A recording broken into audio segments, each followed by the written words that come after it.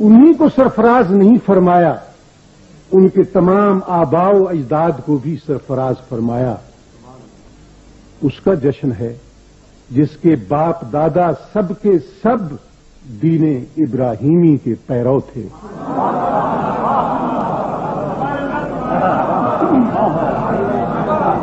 ان میں کوئی بت پرست نہ تھا، کوئی مشرک نہ تھا۔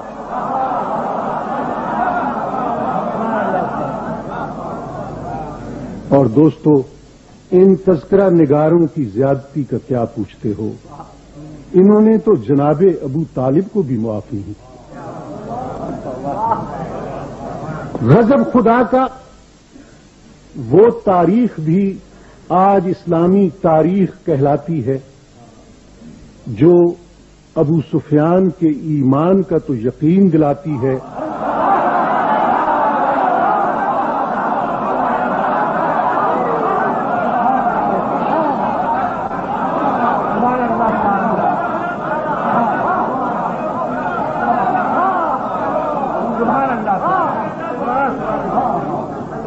غضب خدا کا وہ تاریخ بھی آج اسلامی تاریخ کہلاتی ہے جو ابو سفیان کے ایمان کا تو یقین دلاتی ہے، مگر محسن اسلام جناب ابو طالب کے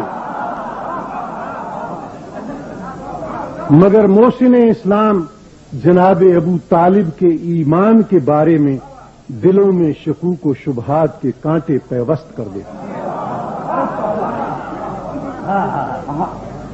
کہتے ہیں اس بارے میں ایک روایت ہے جس میں کہا گیا ہے کہ لوگوں نے حضور سے پوچھا، ابو طالب نے آپ کی بہت امداد و نصرت کی ہے، کیا اس کا کچھ صلہ بھی انہیں ملے گا؟ فرمایا، ہاں۔ ذرا دل پر پتھر رکھ کر یہ الفاظ سن لیجئے گا، ہاں، ہم نے انہیں جہنم میں ڈوبا ہوا پایا تو ہم اپنی شفاعت سے قیامت کے دن انہیں اس مقام پر لے آئیں گے جہاں آگ ان کے ٹخنوں تک ہوگی، مگر اس سے دماغ ان کا کھولتا ہوگا۔ اس کو جانے دیجئے کہ قرآن کہتا ہے وَمَن يَشْفَعُ عِندَهُ إِلَّا بِإِذْنِهِ۔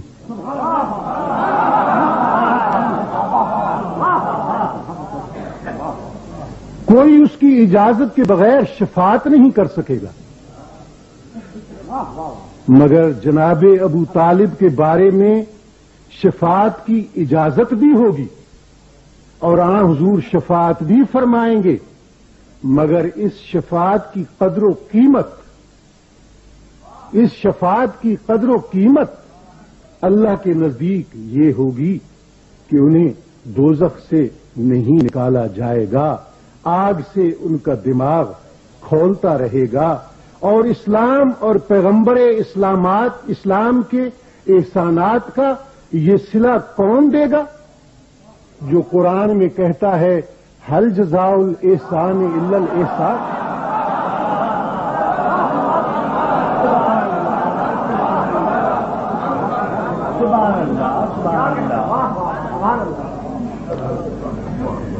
اور اسلام اور پیغمبر اسلام کے احسانات کا یہ صلہ کون دے گا جو قرآن میں کہتا ہے هل جزاء الاحسان الا الاحسان، احسان کا صلہ احسان کے سوا کچھ نہیں۔ اور سبحان اللہ، حضرت ابو طالب کے احسانات کا کیا اچھوتا بدلہ ہے جو ہم لوگوں نے آپ کو عطا کیا۔ حضرت ابو طالب کی نیکیاں تو اتنی بھاری ہیں کہ خدا کی قسم ساری دنیا کے انسانوں میں تقسیم کر دی جائیں تو کوئی دوزخی نہ رہے۔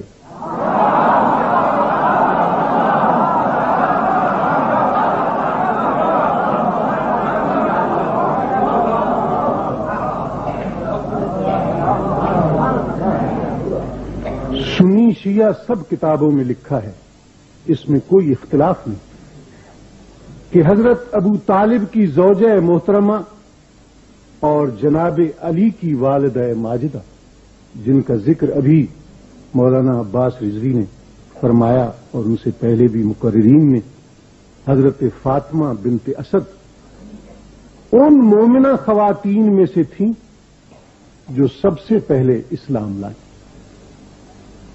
حضور کی والدہ ماجدہ کا انتقال ہوا تو انہی کی گود میں آپ نے پرورش پائی۔ آپ کو ان سے اتنی محبت تھی کہ ان کی وفات پر اپنا کرتا ان کا کفن بنانے کے لیے عطا کیا۔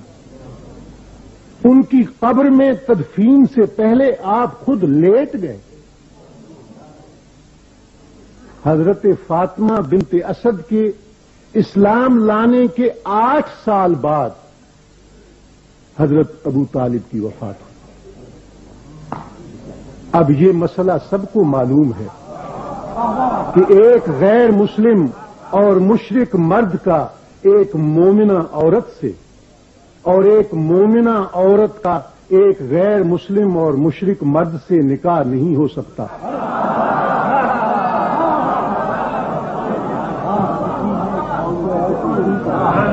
نکاح ہو جائے تو ٹوٹ جاتا ہے، مگر جناب ابو طالب 8 سال ایک مومنہ بیوی کے ساتھ رہتے ہیں، حضور انہیں علیحدہ نہیں کراتے۔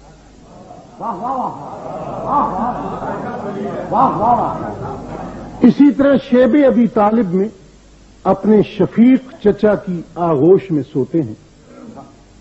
چچا رات کو اٹھ کر ان کی جگہ اپنے بیٹوں کو لا لٹاتے ہیں کہ کہیں سوتے میں بھتیجے پر حملہ نہ ہو جائے، کہیں ان کی جگہ لوکیٹ نہ ہو جائے کہ وہ کہاں استراحت فرما رہے ہیں۔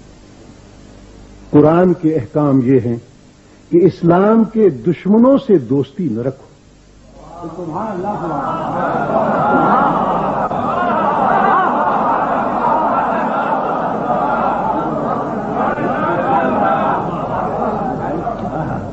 قرآن کے احکام یہ ہیں کہ اسلام کے دشمنوں سے دوستی نہ رکھو، مگر آپ خاتم بدہن ان آیات قرآنی کو بھول جاتے ہیں اور قدم قدم پر اپنے غیر مسلم چچا کی امداد و نصرت حاصل کرتے ہیں۔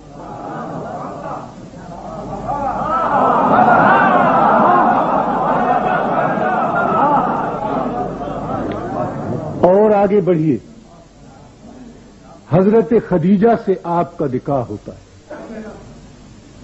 تو آپ جانتے ہیں نکاح خان کون ہے؟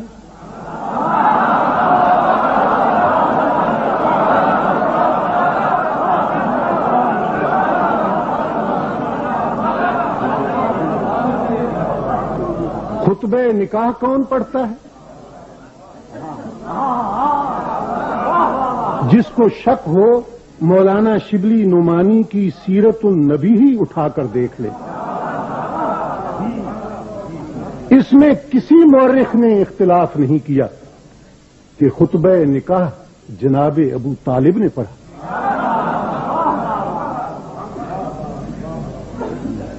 وہ وفات پاتے ہیں تو اس سال کو آپ عام الحزن، غم کا سال قرار دیتے ہیں۔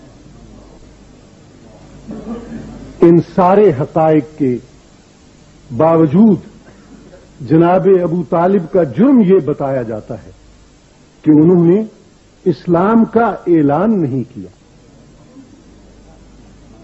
میں کہتا ہوں دوستو، انصاف سے کام لو۔ اصحاب کہف اپنا مذہب چھپائیں تو دوہرے اجر کے مستحق ٹھہریں۔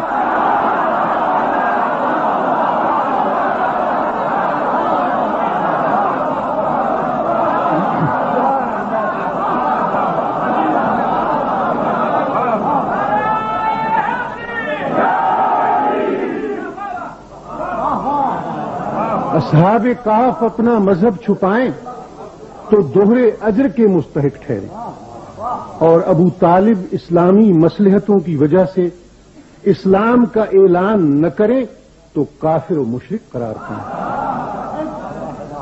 یہ تو وہی بات ہوئی کہ تمہاری زلف میں آئی تو حسن کہلائی۔